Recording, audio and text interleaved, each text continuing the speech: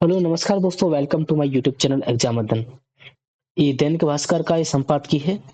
जजों की भारी कमी की हालात में न्याय कैसे होगा। ये संपादकीय इसको देखते हैं। हरियाणा की एक जनसभा में जो गृह मंत्री ने 3 अपराध संहिताओं को 21वीं सदी का सबसे बड़ा रिफॉर्म बताते हुए कहा कि 2026 से एफआईआर दायर होने के 3 साल में फैसला आ जाएगा। क्या क्या उन्होंने कि जो फैसला है 3 साल में आ जाएगा। 2026 से जो कोई एफआईआर दर्ज करेगा उसका इससे संबंधित ये फैसला है। अगला है, यह सच है कि इन संहिताओं को लागू होने के 1.25 साल बाद भी देश में फॉरेंसिक लैब्स और एक्सपर्ट्स यानी ट्रेनिंग की संस्थाएं नगण्य हैं और अभियुक्ताओं और पुलिस कर्मियों की तो कमी है ही और जजों की भारी कमी बनी हुई है। अगर किसी दबाव में अपराध न्याय प्रक्रिया में लगी इन सभी एजेंसियों को मजबूर किया गया तो न्याय मिलना असंभव होगा। ताजा रिपोर्ट के अनुसार देश में प्रति 10 लाख आबादी पर प्रति 10 लाख आबादी पर 1 मिलियन पर 15 जज हैं, यानी 1.47 अरब आबादी, लेकिन 21,285 जज हैं, जबकि अमेरिका में 150 और यूरोप में 220 जज हैं। लॉ कमीशन ने इसे 50 तक लाने की सिफारिश वर्षों पहले की थी। देश की राजधानी में फॉरेंसिक एक्सपर्ट के लगभग आधे पद खाली हैं। नए कानून में भी समयबद्ध अनुशासन और फैसले के समय की बाध्यता भी होगी। जुडिशियल डेटा ग्रिड के अनुसार भारत में एक जज औसतन 2200 नए केसेस यानी रोज 7 केसेस का दबाव झेलता है। फिर क्या सरकार ने इस उद्देश्य को हासिल करने के लिए संस्था है, संसाधन और एक्सपर्ट बढ़ाने का कोई उपक्रम किया है? प्रथम दृष्टया पीएम के इस लक्ष्य की प्राप्ति के लिए क्या अपेक्षित बजटीय प्रावधान किया गया है? न्यायपालिका पर कुल खर्च में केंद्र का शेयर 6.3 है, जबकि राज्य का इससे ज्यादा है। अगला, एआई आर्टिफिशियल इंटेलिजेंस को जादू की छड़ी मानने लगी है दुनिया। रुचिर शर्मा ग्लोबल इन्वेस्टर और लेखक हैं। आइए इस लेख को देखते हैं। अमेरिकी अर्थव्यवस्था के बढ़ते खतरों के बावजूद अमेरिकी अर्थव्यवस्था के बढ़ते खतरों के बावजूद बड़ी कंपनियां और निवेशक बेफिक्र दिख रहे हैं। ऊंचे टैरिफ से लेकर के ढहती इमिग्रेशन नीति और संस्थानों का क्षरण, कर्ज और लगातार बढ़ती मुद्रास्फीति इन्हें बेचैन नहीं करती है, क्योंकि उन्हें पूरा यकीन है कि आर्टिफिशियल इंटेलिजेंस इतनी बड़ी ताकत है कि यह सभी चुनौतियों का सामना कर सकती है। हाल ही के समय यह एआई आशावाद और बढ़ गया है। एआई में निवेश कर रही कंपनियां अरबों डॉलर लगा रही हैं। इसलिए इसकी इस साल अमेरिकी जीडीपी वृद्धि में आश्चर्यजनक रूप से 40% की हिस्सेदारी है और कुछ विश्लेषकों का मानना है कि यह अनुमान भी एआई पर खर्च को पूरी तरह से नहीं दर्शाता है। वास्तविक हिस्सेदारी और भी ज्यादा हो सकती है। 2025 में अभी तक अमेरिकी शेयरों में 80% की बढ़त एआई कंपनियों की ही रही है। इससे अमेरिकी विकास को वित्त पोषित करने और उसे गति देने में मदद मिल रही है, क्योंकि एआई संचालित शेयर बाजार दुनिया भर से पैसा खींचता है और एआई संचालित शेयर बाजार दुनिया भर से पैसा खींचता है और अमीरों द्वारा उपभोक्ता खर्च में उछाल को बढ़ावा देता है। चूंकि आबादी के सबसे धनी 10% लोगों के पास अमेरिका के 85% शेयर हैं और इसलिए जब शेयर बाजार में तेजी आती है तो उनकी संपत्ति पर सबसे ज्यादा असर पड़ता है। इसलिए इसमें कोई आश्चर्य की बात नहीं है कि नवीनतम आंकड़े बताते हैं कि अमेरिका की उपभोक्ता अर्थव्यवस्था काफी हद तक धनी लोगों के खर्च पर टिकी रहती है। शीर्ष 10% कमाने वालों का उपभोक्ता खर्च में आधा हिस्सा होता है, जो आंकड़ों का रिकॉर्ड रखे जाने के बाद से अब तक का सबसे अधिक है। अगर एआई को लेकर इतना उत्साह न हो तो अमेरिकी अर्थव्यवस्था ठप पड़ सकती है। दुनिया के किसी और देश ने इमिग्रेशन का वैसा बूम एंड बूस्ट उछाल मंदी का चक्र नहीं देखा है, जैसा कि इधर अमेरिका में चल रहा है। 2020 के बाद शुद्ध इमिग्रेशन लगभग 4 गुना बढ़कर 2023 में 30 लाख से भी ज्यादा शिखर पर पहुंच गया है। लेकिन ट्रंप के नेतृत्व में हुए विरोध प्रदर्शनी ने इस आंकड़ों को तेजी से नीचे गिराया है। इस साल केवल लगभग 4 लाख नए प्रवासियों के आने की उम्मीद है और आने वाले वर्षों में भी यही रुझान रह सकता है। गोल्डमैन सैक्स के विश्लेषण से पता लगता है कि श्रम बल में यह गिरावट अमेरिका की विकास क्षमता को 5वें हिस्से से भी ज्यादा कम कर देगी। फिर भी जोखिम के प्रति प्रतिक्रिया भी धीरे धीरे कमजोर होती जा रही है, कारण एआई वैसे भी मानव श्रम की जरूरत को घटा देगा। इस तरह अमेरिका में सरकारी घाटा और कर्ज अन्य विकसित बाजारों की तुलना में तेजी से बढ़ रहा है। जीडीपी के लगभग 100% पर अमेरिका अमेरिकी सरकारी कर्ज दूसरे विश्व युद्ध के बाद अपने चरम के करीब है और अपनी वर्तमान गति से यह बोझ बढ़ता ही जा रहा है बढ़ सकता है, जब तक कि एआई आर्थिक उछाल लाकर स्थिति को न सुधार ले। इस परिदृश्य में अमेरिकी कर्ज का बोझ स्थिर हो सकता है। वैश्विक बाजार इस सुखद परिदृश्य की ही उम्मीद कर रहे हैं। बॉन्ड निवेशकों ने हाल ही में जापान, फ्रांस और ब्रिटेन सहित उन देशों को कड़ी टक्कर दी है जिनका घाटा अमेरिका से काफी कम है। इन सभी देशों में सरकारी बॉन्ड की बिकवाली देखी गई है। इनमें से अकेले अमेरिका में ही इस साल 10 साल के सरकारी बॉन्ड यील्ड में गिरावट देखी गई है। एआई को इतने सारे विभिन्न खतरों के उपाय के लिए एक जादू की छड़ी के रूप में देखे जाने का मुख्य कारण यह है कि इससे उत्पादकता में वृद्धि को उल्लेखनीय बढ़ावा मिलने की उम्मीद है। प्रति कर्मचारी अधिक उत्पादन जीडीपी को बढ़ावा देकर कर्ज के बोझ को कम करेगा।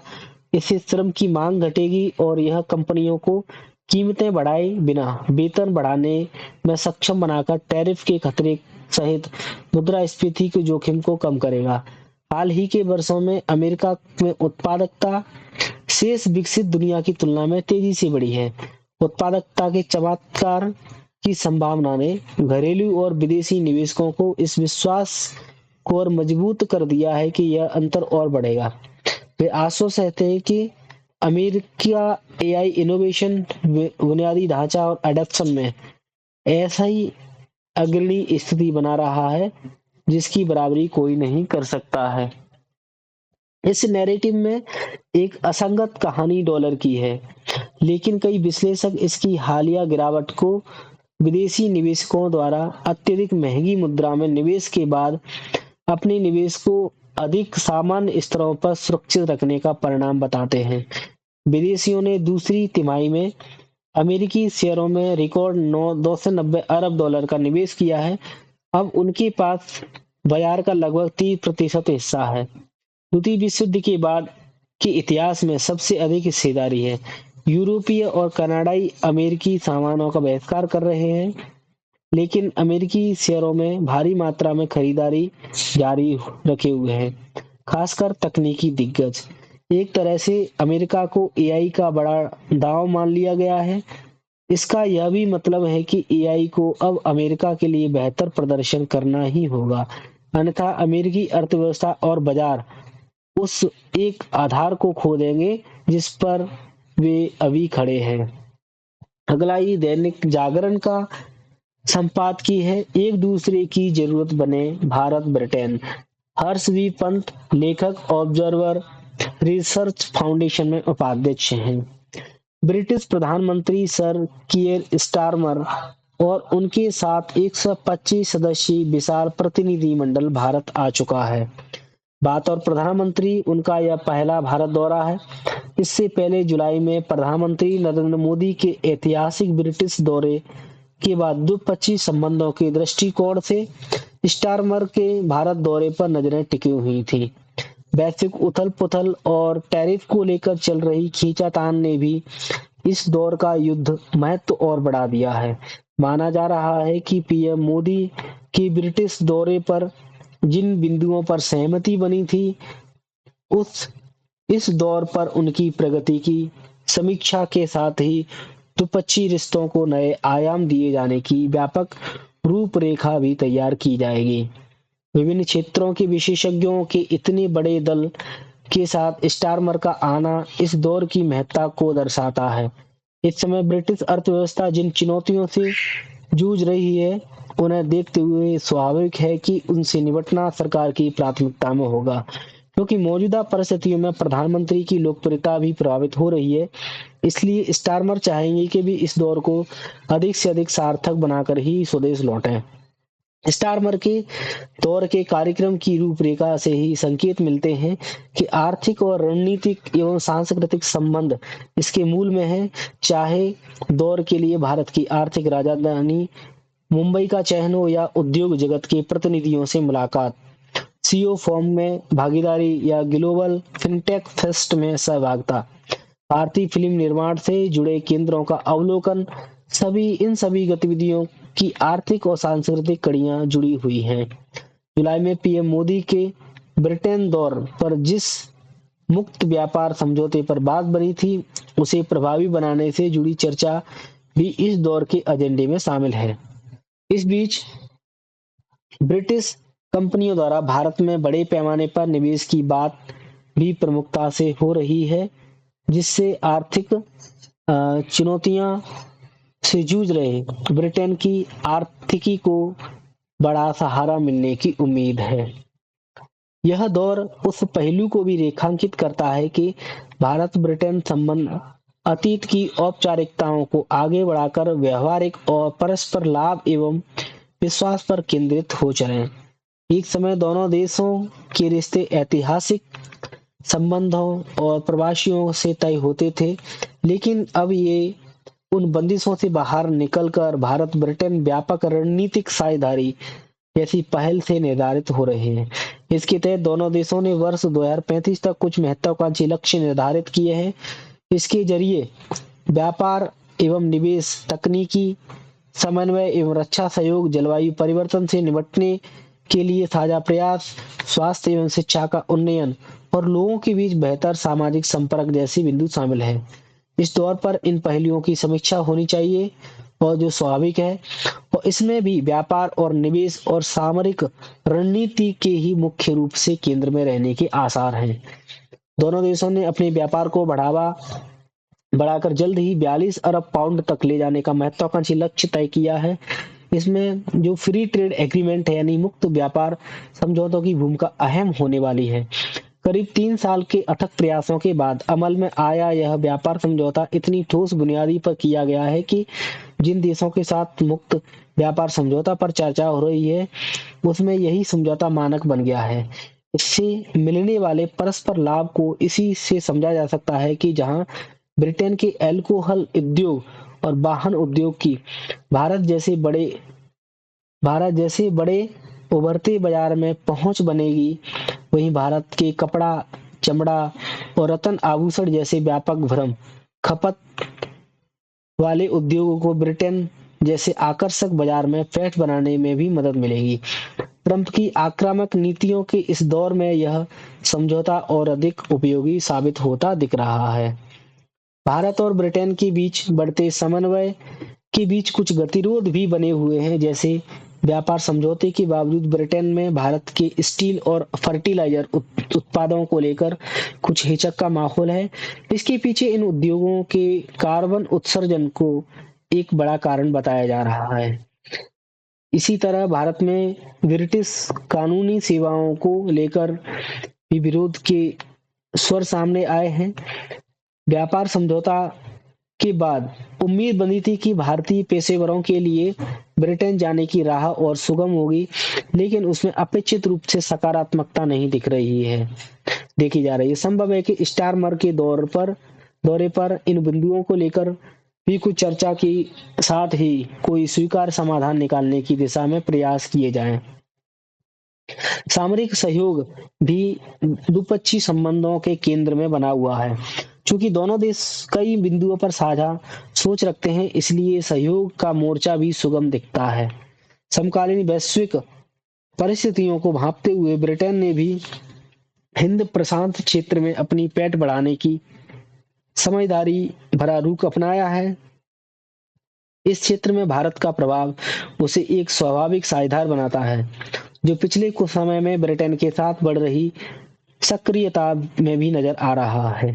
हिंद प्रशांत क्षेत्र में उत्पन्न चुनौतियों को लेकर दोनों देश एक समान दृष्टिकोण रखते हैं। चीन भी बढ़ती आक्रामकता पर अंकुश से लेकर सामुद्रिक आवाजाही को सुगम एवं सुरक्षित बनाने से लेकर आपूर्ति श्रृंखलाओं में स्थायित्व एवं संतुलन को इस लेकर भी दोनों देशों में एक ही धरातल पर दिखते हैं। सामरिक मोर्चे पर संबंधों को और प्रगाढ़ बनाने की दिशा में रक्षा तकनीकी और साझेदारी और रक्षा उत्पादन को लेकर भी कोई सहमति बन सकती है। साथ ही खुफिया सूचनाओं को साझा करने की राह में भी अवरोध दूर किए जाने के प्रयास होंगे। बदलते वैश्विक ढांचे और परिस्थितियों में ब्रिटेन भारत साझेदारी निश्चित रूप से एक बड़ी भूमिका होगी। स्टारमर का यह दौरा इस साझेदारी को गति प्रदान करने का काम करेगा। ब्रिटेन बिजनेस स्टैंडर्ड का अगला संपादकीय अप्रासंगिक होती बहुपक्षीय व्यवस्था। देखो, क्या चहुपक्षीय व्यवस्था में अभी दुनिया को देने के लिए कुछ शेष है?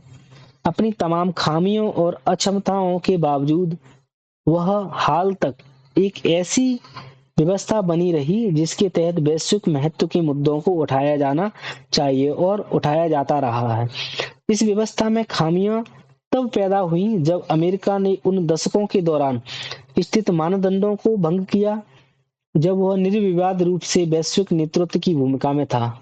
चीन भी एक विघटनकारी शक्ति के रूप में उभरने के बाद यह दरारें और गहरी हो गई, जबकि डोनाल्ड ट्रंप के दूसरे कार्यकाल में अमेरिका ने बहुपक्षीयता की अवधारणा के विरुद्ध सक्रिय रूप अपना लिया है। तो ऐसा प्रतीत होता है कि व्यापक आर्थिक स्थिरता और व्यापार प्रबंधन सुरक्षा संबंधी विवाद जैसे प्रमुख लंबित मुद्दों को अब बहुपक्षीय प्रणालियों के जरिए नहीं सुलझाया जा रहा है।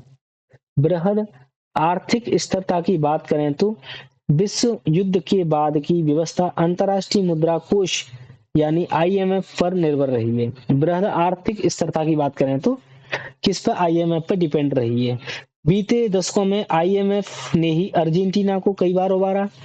पाकिस्तान के अलावा लैटिन अमेरिका को भी वह देश की एक ऐसा पाकिस्तान के अलावा लैटिन अमेरिका का वह देश ही एक ऐसा मुल्क है जिसे बार बार फंड की मदद की जरूरत पड़ी। वह एक बार फिर मुश्किल में है। इस बार संकट अधूरे सपनों, सुधारों और राजनीतिक अस्थिरता से उत्पन्न हुआ है, परंतु इस बार अमेरिकी वित्त विभाग ने इस मुल्क को बचाने के लिए खुद दखल दिया है। गत सप्ताह अमेरिकी वित्त मंत्री स्कॉट बेसेंट ने कहा है कि अमेरिका और अर्जेंटीना $20 अरब के एक पैकेज को लेकर चर्चा कर रहे हैं। इसके चलते अर्जेंटीना की मुद्रा में तेजी आई है। बेसेंट ने कहा, बेसेंट कौन है? अमेरिका के वित्त मंत्री स्कॉट बेसेंट। तो बेसेंट ने कहा है कि अमेरिका अर्जेंटीना को संकट को उभारने के लिए हर संभव प्रयत्न करेगा। तथ्य यह है कि IMF में ऐसा ऋण कार्यक्रम तैयार करने की क्षमता है और अर्जेंटीना को बेपटरी होने से बचाने के लिए जवाबदेह ढांचा तैयार कर सकता है। अमेरिकी वित्त विभाग के पास यह क्षमता नहीं है, लेकिन उसके पास वह राजनीतिक प्रभाव है और IMF के पास नहीं है। राष्ट्रपति ट्रंप ने बार बार यह दावा किया है कि उसमें युद्ध समाप्त करवाने की भी क्षमता है। उन्होंने कई संघर्षों का उल्लेख भी किया है जिनके बारे में उनका कहना है कि उनकी मध्यस्थता के कारण ही वह शांति स्थापित हुई। और यहाँ तक कि गत सप्ताह उन्होंने गाजा के लिए एक नई शांति योजना भी पेश की है। ट्रंप के दावों में कितनी सच्चाई है वह कोई मुद्दा नहीं है। मुद्दा यह है कि उन्होंने अमेरिकी शक्ति का प्रयोग करते हुए वह सब खुद करने का प्रयास किया है। वह अपनी निजी सौदेबाजी क्षमता का देन मानते हैं। सुरक्षा परिषद सहित संयुक्त राष्ट्र की इसमें कोई भूमिका नहीं है। संयुक्त राष्ट्र इकलौता ऐसा बहुपक्षीय संस्थान नहीं है जिसे ट्रंप के कदमों ने अनुपयोगी सा बनाया हो। उन्होंने नए व्यापार समझौतों पर भी ध्यान दिया है। उनमें से कई ऐसे तैयार किए गए हैं वे अमेरिकी व्यापार और शुल्क नीतियों को असाधारण रूप से तवज्जो देते हैं। यह विश्व व्यापार संगठन के सर्वाधिक तरजीही राष्ट्र यानी एमएफएन के सिद्धांत का उल्लंघन है। ध्यान रहे कि विश्व व्यापार संगठन डब्ल्यूटीओ की स्थापना में वह बुनियादी सिद्धांत रहा है। वह पहले ही विवाद निस्तारण के मंच के रूप में अपनी ताकत गंवा चुका था। अब व्यापार नीति में सभी देशों के साथ समान व्यवहार की बुनियादी भावना भी समाप्त हो चुकी है। विश्व युद्ध के बाद ही बहुपक्षीय व्यवस्था का उद्देश्य था कि शक्ति को यथासंभव सीमित रखना। शीत युद्ध के द्विपक्षीय विश्व में इस प्रणाली की कुछ उपयोगिता थी, विशेष रूप से नए आजाद हुए उपनिवेश मुक्त देशों के संदर्भ में। एक ध्रुवीय व्यवस्था के दशकों में इसने कुछ हद तक अमेरिका की कार्रवाइयों पर अंकुश लगाने का काम किया है, लेकिन अब जबकि अमेरिका ने एक घटनाकारी रास्ता अपना लिया है, तो वह स्पष्ट हो गया है कि इस प्रणाली की अपनी कोई शक्ति नहीं है। इसकी शक्ति हमेशा उतनी ही रही है जितनी कि महाशक्ति ने उसे दी है। जब व्हाइट हाउस वो मानता है कि वह समस्याओं को स्वयं हल कर सकता है, बहुपक्षीय प्रणाली के पास करने को बहुत कुछ बचा नहीं है। अगला जनसत्ता का ये एडिटोरियल है, संपादकीय दरकते पहाड़। बहुत ही शानदार एडिटोरियल देखते हैं, ये पर्यावरण से संबंधित रहेगा और आपदा प्रबंधन से। हिमालय राज्यों में पहाड़ों के दरकने का सिलसिला आखिर क्यों शुरू हो गया है? हिमाचल प्रदेश के बिलासपुर में हुए हादसे ने एक बार फिर यह सवाल खड़ा कर दिया है कि कहीं यह विकास की धारा में पहाड़ों की प्रकृति से छेड़छाड़ का नतीजा तो नहीं है। बाढ़ और भूस्खलन की बढ़ती घटनाएं इसी ओर इशारा कर रही हैं कि गौरतलब है कि बिलासपुर जिले के वरठी में मंगलवार शाम को पहाड़ का एक हिस्सा टूटकर एक निजी बस पर जाके गिर गया, जिससे कई लोगों की जान चली गई। कहा जा रहा है कि जिस जगह यह हादसा हुआ वहां पहाड़ से अक्सर पत्थर गिरते थे। इसके बावजूद इस स्थान को चिन्हित कर सुरक्षा के इंतजाम नहीं किए गए। यह गंभीर चिंता का विषय है कि पहाड़ी राज्यों में भूस्खलन से हादसे लगातार बढ़ रहे हैं, मगर इसे सिर्फ भारी बारिश से जोड़कर ही देखा जाता रहा है, जबकि अनियंत्रित निर्माण कार्यों और वन भूमि के क्षरण की पहलू की अनदेखी की जा रही है। इसमें कोई दो राय नहीं है कि हम पहाड़ों को संरक्षित करने के बजाय उन्हें लगातार क्षति पहुंचा रहे हैं। पहाड़ों की सुंदरता पर्यटकों को अपनी ओर आकर्षित करती है और उनकी सुविधा के लिए वहां नई सड़कों का निर्माण और विस्तार के साथ सुरंगें भी तैयार की जा रही है। जाहिर है कि इसके लिए पहाड़ों को काटा जा रहा है, जिससे भी अंदर से खोखले होते जा रहे हैं और सैलानियों की बढ़ती संख्या और वाहनों का दबाव भी पहाड़ों को झेलना पड़ रहा है। रही सही कमर, पेड़ों की अनियंत्रित कटाई ने पूरी कर दी है। अब पहाड़ जितने कमजोर हो गए हैं कि भारी बारिश या बादल फटने की स्थिति में खुद ही नहीं संभल पाते हैं। इसका नतीजा बाढ़ और भारी भूस्खलन के रूप में सामने आता है और नीति निर्माताओं और जनता को यह याद रखना होगा कि विकास के साथ साथ पर्यावरण एवं प्रकृति का संरक्षण भी बेहद जरूरी है। अगर ऐसा नहीं हुआ तो इसकी कीमत हमें जानमाल के नुकसान के रूप में चुकानी पड़ सकती है। अब समय आ गया है कि इस विषय पर गंभीरता से विचार किया जाए और संतुलित विकास की ओर कदम बढ़ाया जाए। अगला livehindustan.com का ये एडिटोरियल है, न्याय में समय। ये संपादकीय, आइए देखते हैं इसको। न्यायपालिका को लेकर इन दिनों चल रही चर्चाएं विचारणीय है। इसमें एक बड़ी शिकायत है कि मुकदमों के निपटाने में जरूरत से ज्यादा समय लग रहा है। यह ध्यान देने की बात है कि इलाहाबाद उच्च न्यायालय ने इसे अत्यंत दुखद स्थिति बताया है। इसके लिए कुछ अधिवक्ताओं की आलोचना की है और न्यायाधीशों को यह शिकायत है कि कई अधिवक्ता न्यायालय की निष्पक्ष सहायता नहीं करते हैं। वाकई यह बात बहुत हद तक सही है कि पूरी तैयारी के अभाव में मुकदमे तारीख दर तारीख खींचते चले जाते हैं और अदालत में लगातार कार्य का बोझ बढ़ता ही चला जा रहा है। यह रोचक बात है कि लगे हाथ इलाहाबाद उच्च न्यायालय ने अपने एक दिन के कार्यों का ब्यौरा भी दिया था। एक दिन में अदालत में 91 नए मामले आए और जबकि 182 सूचीबद्ध मामले थे और 6 विभिन्न प्रकार के आवेदन थे। इन तमाम मामलों को देखने के लिए अदालत के पास तय समय महज 300 मिनट होता है। 300 मिनट मतलब 5 घंटे ऑलमोस्ट ना। तो वैसे भी उच्च न्यायालय तक वही मामले पहुंच पाते हैं जो जटिल किस्म के होते हैं, अर्थात उन्हें जल्दी निपटाना आसान नहीं होता है। इस पूरे मामले में एक बात सकारात्मक है कि जरूरत से ज्यादा समय लेने और समय बर्बाद करने वाले वकीलों की न्यायालय ने आलोचना की है और न्यायपालिका में उम्मीद की जाती है कि वकील किसी भी मुकदमे को ऐसे रखेंगे कि न्यायाधीशों को किसी फैसले तक पहुंचने की सुविधा होगी। क्या यह सही नहीं है कि अनेक वकील मामलों को जल्दी निपटाने की बजाय बहस या कागजी खानापूर्ति का लंबा रास्ता अख्तियार करते हैं? क्या यह सही नहीं है कि ज्यादातर न्यायालयों में अधिकतर मुकदमों में केवल तारीख देकर काम निपटा दिया जाता है? तारीख लेने का काम कौन करता है यह बताने की जरूरत नहीं पड़ती है। अगर दोनों पक्ष के वकील तैयार के साथ आए तो जल्दी सुनवाई होती है। यह हमारे यहाँ संवैधानिक व्यवस्था है। किसी अपराधी की दलीलों को भी तफसील से सुना जाता है।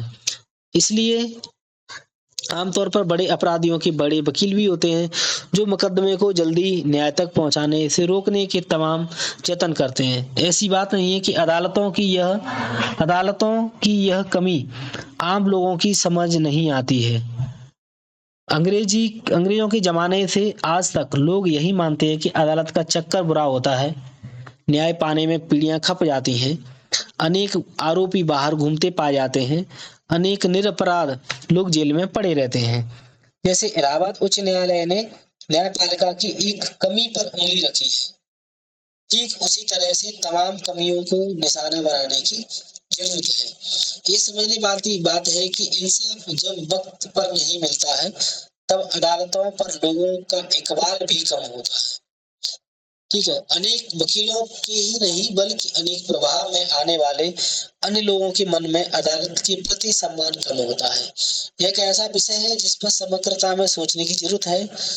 अपने देश की अदालतों में 11 करोड़ 30 लाख मुकदमे लंबित हैं। उच्च न्यायालयों में 63 लाख से ज्यादा और सर्वोच्च न्यायालय में 86,000 से ज्यादा मुकदमों पर सुनवाई चल रही है।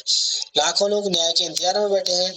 ऐसे में पूरी न्यायपालिका में हर किसी को यही सोचना होगा कि वह अपने पूरे समय का सदुपयोग न्याय सुनिश्चित करने के लिए कैसे कर सकता है। शायद फिजूल के विवादों से बचने का यही एक बड़ा समाधान है कि अपना पूरा फोकस अपने काम पर रखा जाए। अगला नई सुबह का इंतजार करता मणिपुर। जीजी द्विवेदी मेजर जनरल सेवानिवृत्त यानी रिटायर मेजर हैं जीजी द्विवेदी।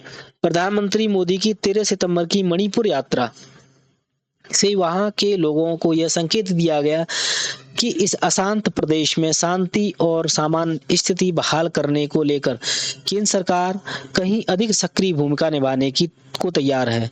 मणिपुर 3 मई 2023 से अशांत है जब हाई कोर्ट ने इम्फाल घाटी में बहुसंख्यक मतई समुदाय को आदिवासी का दर्जा देने का आदेश दिया था। क्या बात की थी? मणिपुर 3 मई 23 से ही अशांत है जब हाई कोर्ट ने इम्फाल घाटी में जो बहुसंख्यक मतई समुदाय के आदिवासी हैं उनको आदिवासी का दर्जा देने का आदेश दिया था। राज्य के पहाड़ी इलाकों में बसे अल्पसंख्यक कुकी जो पहाड़ी इलाके हैं वहां पे कुकी जनजाति के जो लोग रहते हैं समुदाय ने इस आदेश को जमीन पर अपने अधिकारों और दूसरे अवसरों के लिए खतरा मानते हुए इसका कड़ा विरोध किया था। इस मुद्दे को लेकर भड़की हिंसा ने वहां 260 से अधिक लोगों की जान चली गई। लगभग 60,000 लोग विस्थापित हुए जिन्हें 280 राहत शिविरों में पनाह लेनी पड़ी। दोनों समुदायों के बीच चली दुश्मनी गहराने के कारण राज्य 2 भागों में विभाजित हो गया। एक मतई घाटी क्षेत्र में वर्चस्व रखते हैं तो कुकी चांदपुर सेनापति और तेंगनोपाल जैसे पहाड़ी जिलों में हावी हैं। दोनों ही पक्षों के पास अत्याधुनिक हथियार हैं और अपने अपने इलाकों में मजबूत किलेबंदी कर चुके हैं। मणिपुर एक युद्ध क्षेत्र में तब्दील हो चुका है जहां एक बफर जोन बनाकर सुरक्षा बलों की तैनाती के जरिए हालात को संभाला गया है। पूर्व मुख्यमंत्री बीरेंद्र सिंह के नेतृत्व वाली सरकार ने कथित पक्षपातपूर्ण रवैये के कारण कुकी समुदाय अपने लिए अलग केंद्र शासित प्रदेश की मांग कर रहा है। मणिपुर पुलिस और अर्धसैनिक बलों के प्रति मणिपुर की पुलिस और अर्धसैनिक बलों के प्रति लोगों का भरोसा कम हुआ है। जनता के बीच आम धारणा यही है कि यह सब कुछ तयशुदा हुआ है और केंद्र और राज्य दोनों ही सरकारें मुद्दों को स्थायी समाधान खोजने के बजाय फौरी निदान पर जोर देती रही हैं। इस वर्ष फरवरी से मणिपुर में राष्ट्रपति शासन लागू है। फरवरी से मणिपुर में हालांकि हिंसा का स्तर वहां कम हुआ है, लेकिन स्थिति नाजुक बनी हुई है। कुकी जो बागी समूहों द्वारा ऑपरेशन निलंबन समझौतों पर दोबारा दस्तखत करने जैसी कुछ सकारात्मक बातें हुई हैं। हालांकि मैतेई समुदाय के संरक्षक संगठन COM आई ने इस समझौतों की यह कहकर आलोचना की कि यह सशस्त्र कुकी जो संगठनों को वैधता प्रदान करता है। NH2 की नाकेबंदी हटाए जाने की भी खबरें थीं। हालांकि कुकी संगठनों ने इस खबर को खंडन कर दिया है। प्रधानमंत्री ने पहाड़ी क्षेत्रों की लंबी समय से चली आ रही शिकायतों का अपने भाषण में जिक्र किया। स्थानीय शासन को मजबूत करने का आश्वासन भी दिया।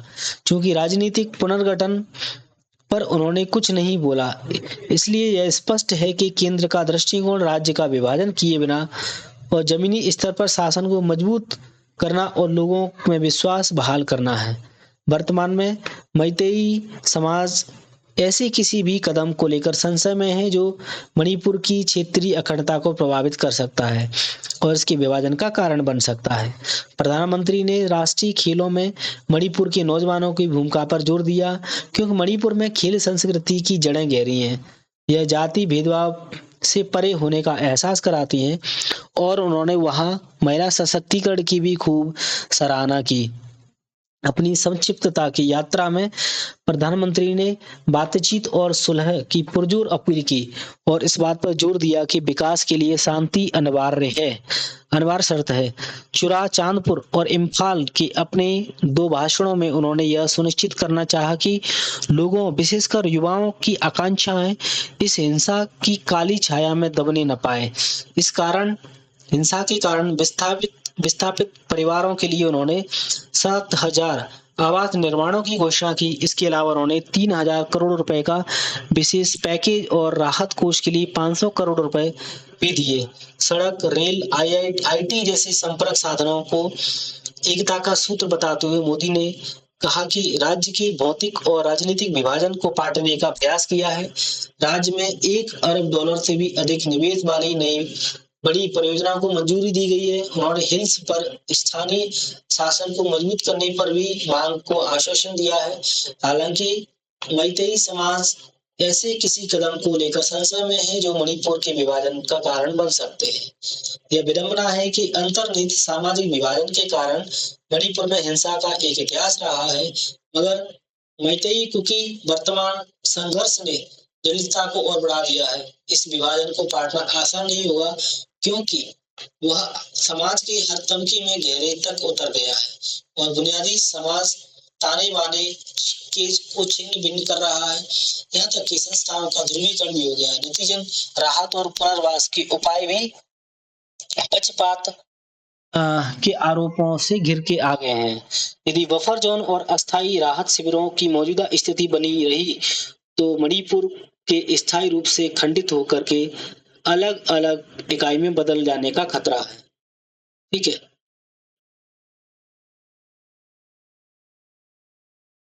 सीमावर्ती राज्य होने के कारण मणिपुर से सुरक्षा संबंधी नेतार्थ भी, क्योंकि अशांत पड़ोस के साथ साथ इस क्षेत्र में चीन का साया मंडरा रहा है। नशीले पदार्थ की तस्करी और घुसपैठ के कारण स्थानीय जनसांख्यिकी पर बढ़ता दबाव अतिरिक्त चुनौती पेश करते हैं।